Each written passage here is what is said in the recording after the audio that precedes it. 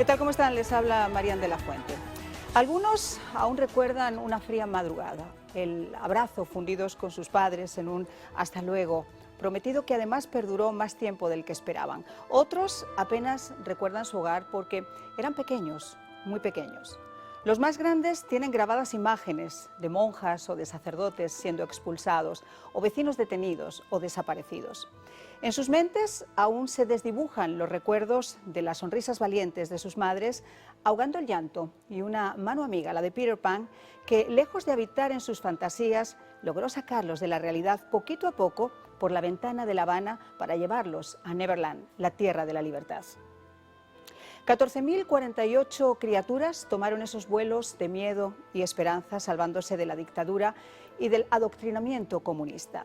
El 26 de diciembre de 1960 tuvo lugar el primer vuelo en el que escaparon apenas 2 niños. El 28 llegaron 2 más, 6 el día 30 y 12 el 31. No había que levantar sospechas para que el temido capitán Garfio, ahora ascendido a comandante y de apellido Castro, pudiera llegar a impedirlo. Todos, aunque eran muy chiquitos, recuerdan ese vuelo que fue el primero y el más importante de sus vidas. El miedo a lo desconocido, el desapego de sus hogares y la voz o el abrazo de Monseñor Brian Walsh, que fue el artífice de la operación Peter Pan, dándoles la bienvenida a esta tierra de libertad antes de ser trasladados a campamentos, a orfanatos o a familias adoptivas. El campamento Matecumbe y las barracas en Kendall se fueron llenando al tiempo que Walsh desarrollaba una red nacional de parroquias católicas en 35 estados de la Unión: Nuevo México, Nebraska, Delaware, Indiana, Colorado y Florida. Peter Pan fue el mayor éxodo infantil del siglo XX en Occidente, y esta noche, a través de 2 grandes invitados, Willy Chirino y el alcalde Tomás Regalado, ambos niños Pedro Pan, queremos rendir un sentido homenaje a todos de ustedes que quizá formaron parte del mayor rescate de niños de la historia. Así comienza El Espejo.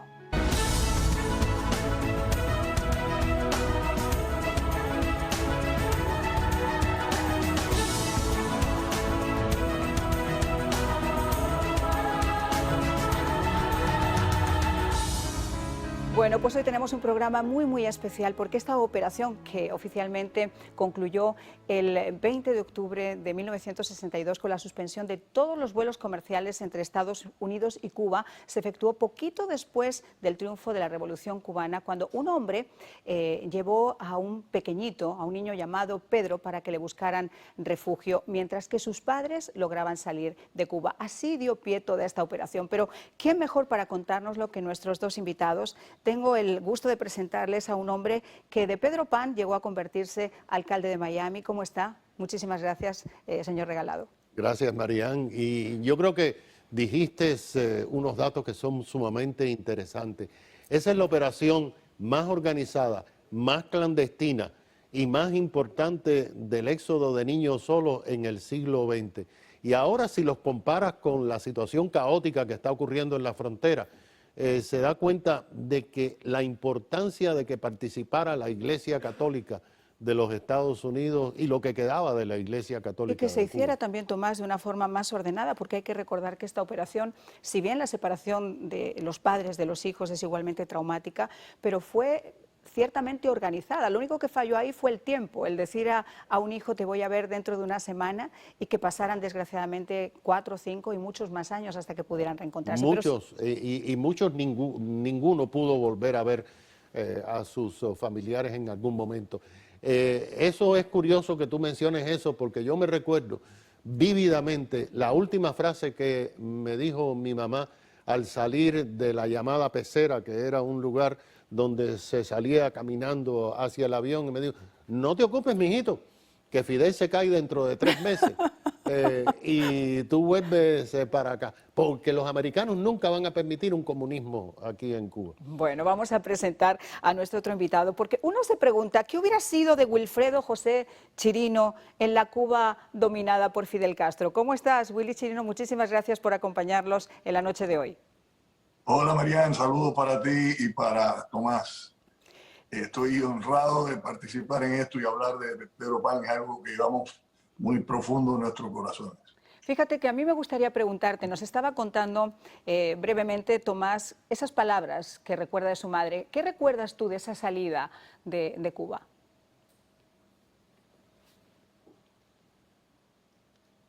No sé si me escuchas, te vuelvo a hacer la pregunta. ¿Qué recuerdas tú, Willy, de tu salida de Cuba?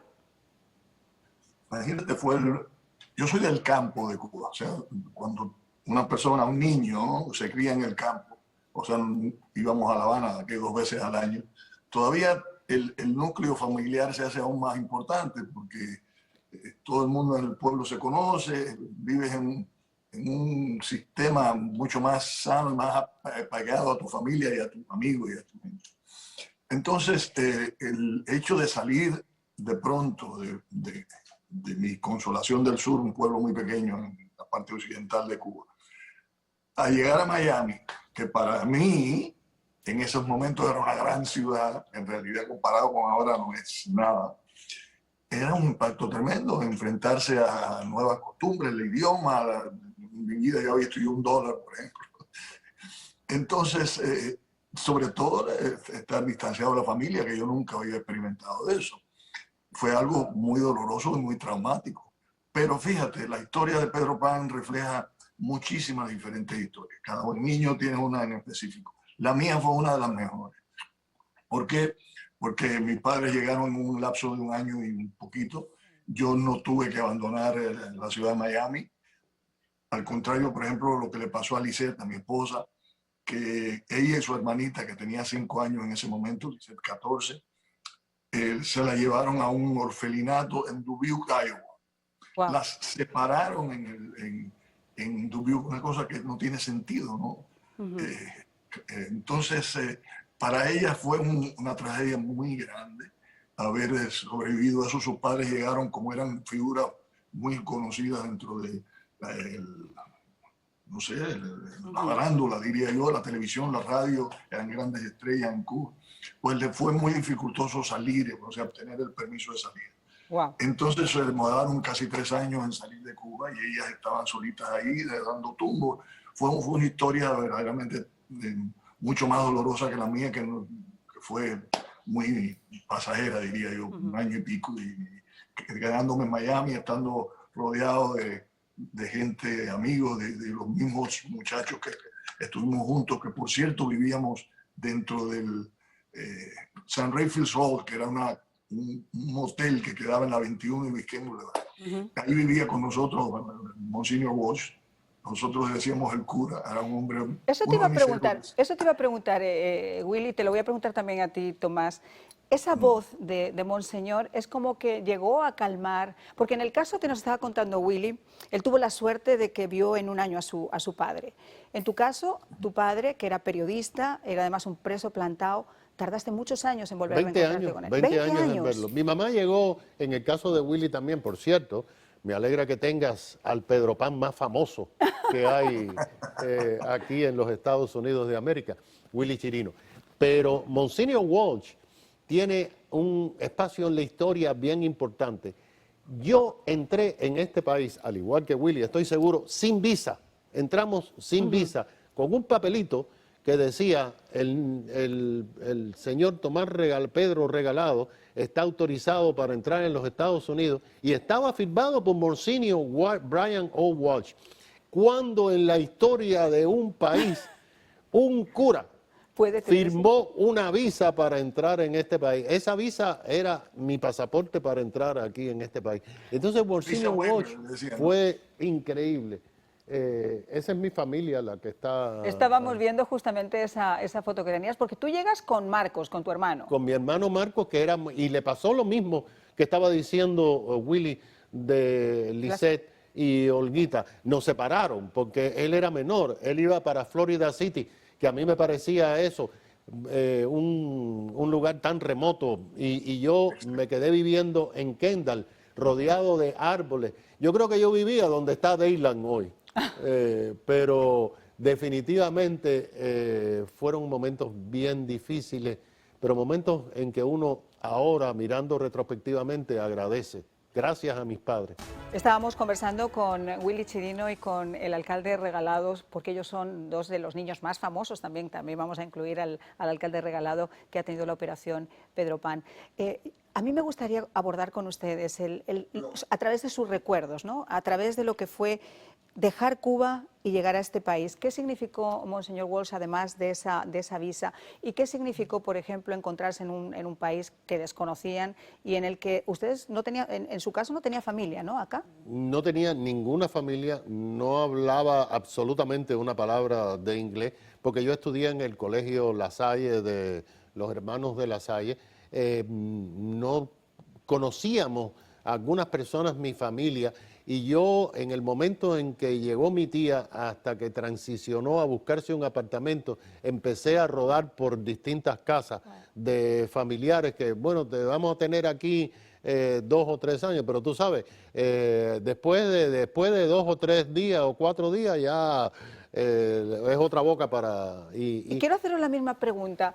Cuando uno llega acá y te dicen, como en tu caso, tu madre, nos vamos a ver en tanto tiempo, y en el caso de Willy fue al año, pero aún así fue una época larga, no fue exactamente como que te veo la semana que viene, pero en tu caso fue muchísimo más tiempo. ¿Qué piensa uno? Esa sensación de abandono tiene que ser como fuerte, tiene que quedar en ti durante mucho tiempo, ¿no? Porque nadie entiende que ocurriera que en ese periodo de tiempo, bueno, pues hubiera una interrupción de los vuelos por casi 5 años y después, con los vuelos de la libertad, volvieran otra vez a reabrirse. Pero ¿cómo le explicas eso a un niño que le ha dicho su mamá, te veo en una semana? La sensación de desamparo que yo por lo menos tenía, esas noches en Kendall, donde había una oscuridad total, la posibilidad nula, absolutamente nada, de comunicarse con tu familia, cuando aquello no se podía llamar por teléfono a Cuba. Las cartas demoraban aproximadamente 4, 5, 6 semanas.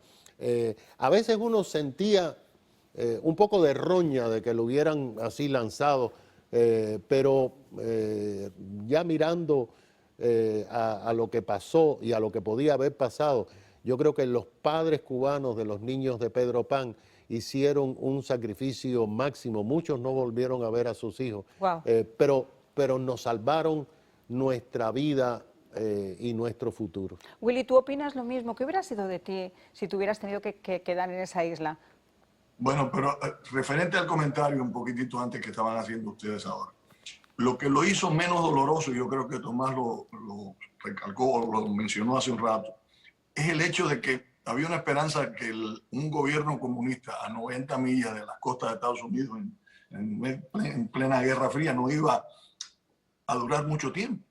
O sea, todos teníamos el convencimiento de que aquello se caía en unos meses. Entonces eso nos daba fuerza, nos daba, bueno, esto va a ser corto, vamos a tomar esto como una, no sé, vacaciones en Estados Unidos y aprender inglés y nos vamos para Cuba, ¿no? Porque ninguno de los niños que yo conocí a través del programa Pedro Pan tenía intenciones de quedarse en Estados Unidos. Todo el mundo quería regresar a sus vidas en Cuba. Por ejemplo, abandonar Cuba, mi pueblo, mis amistades, a la edad de 14 años, cuando tú comienzas a tener las relaciones con ya tienes una noviecita por ahí, ya tienes tu vida básicamente hecha con tus amistades, con tu entorno, es muy difícil. O sea, tú quieres volver a eso. Y eso era lo que nos daba a nosotros un poco más de esperanza y de tolerar lo que estábamos sucediendo de estar distanciados de la familia, ¿no? Pero, ¿qué hubiera sido de mí si yo me hubiera quedado en Cuba? ¿Quién sabe? ¿Quién sabe? Yo diría que tendría que ver algo con la música, definitivamente, con mi carrera musical, porque yo llevaba, aunque yo no vengo de una familia de músicos, yo llevaba la afición y la vocación por la música desde que tenía 5 años de edad.